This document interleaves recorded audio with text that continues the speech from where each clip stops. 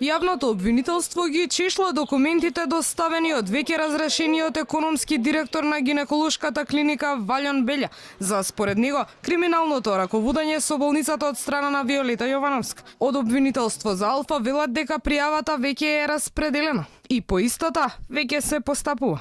Основното јавно обвинителство Скопје, како и во сите случаи досега, будно ги следи случувањата и објавите во медиумите и веднаш превзема действија за утврдување на фактите во доставениот поднесок. Пријавата е распоредена кај надлежен јавен обвинител. По прибирање на сите материјални и вербални докази, а по нивно разгледување и анализа, ќе биде донесена јавно обвинителска одлука за натамошно постапување.